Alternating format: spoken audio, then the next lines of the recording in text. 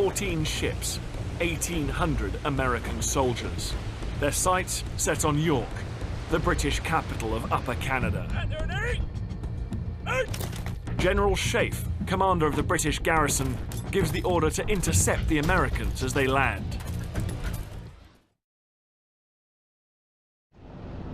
From his position, what the general can see is that the Americans are going to land down the lake shore.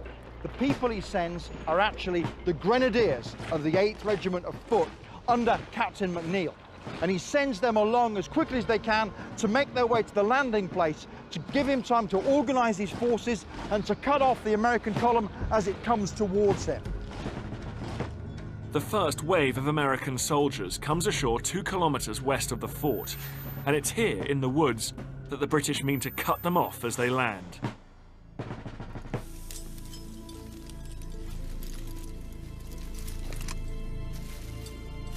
Outnumbered by more than 4 to 1, they know that this is where the battle for York will be won or lost.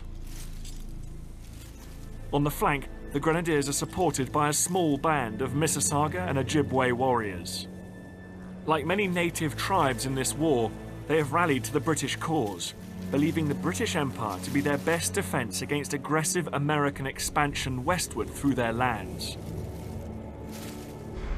But it's an alliance that is abhorrent to politicians in the States.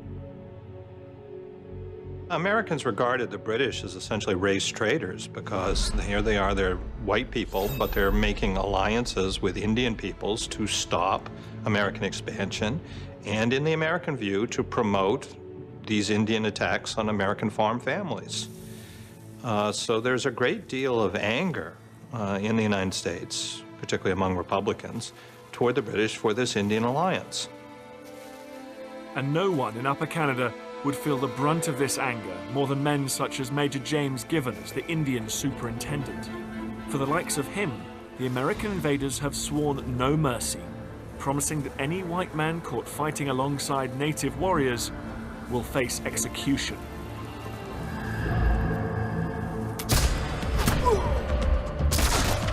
At 7:20 a.m., the vanguard of the British Grenadiers engages with the first wave of the American landing force.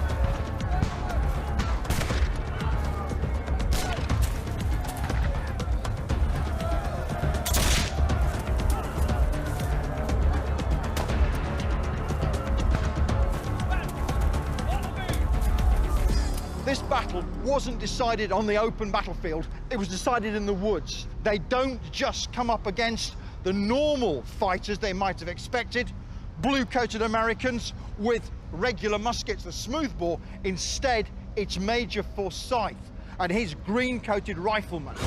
Major Forsyth's men have a very bad reputation in the American army.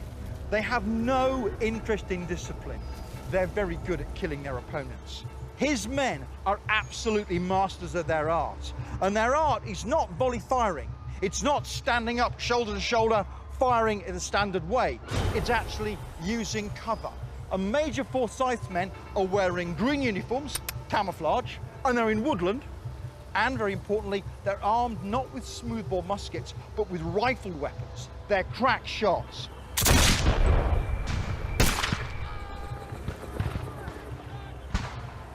What Forsyth's men are doing is deliberately looking for targets. The person pointing, the person that everybody's looking at is clearly a senior man.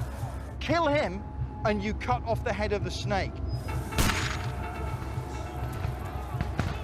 Captain McNeill was well liked by his men. He led by example, he led from the front. So when they set off, he actually would have directed them, not saying, go there lads, but follow me, getting in close.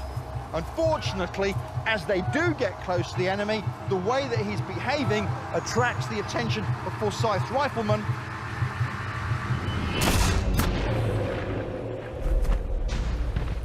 And a bullet through his brain ends his military career. Outgunned and outnumbered, the British regulars are now in desperate need of reinforcements from the militia, under the command of local landowner Aeneas Shaw. As the British Grenadiers and their native allies stare defeat in the face, Aeneas Shaw, local landowner and Major General of the militia, now makes his own cool and calculated choice. With orders to act according to circumstances, he leads his men through the woods along what is now Queen Street. By coincidence or design, this also happens to be where his house is. Neither Shaw nor his militia will make an appearance on the battlefield, even though on the neighbouring property at James Givens's house, casualties from the woods are beginning to stream in, and on the kitchen table, Givens's wife, a seamstress, must stitch their wounds.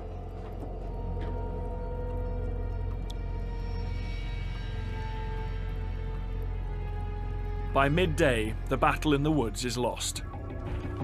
The main body of the American army now advances on Fort York under the command of General Zebulon Pike, famous explorer of the American West and poster boy of the US Army. The American column is standing approximately half a kilometre to the west of the fort. Unknown to General Pike, the fort has now been largely abandoned by the British, and in the woods to the north, the townsfolk of York are fleeing in panic.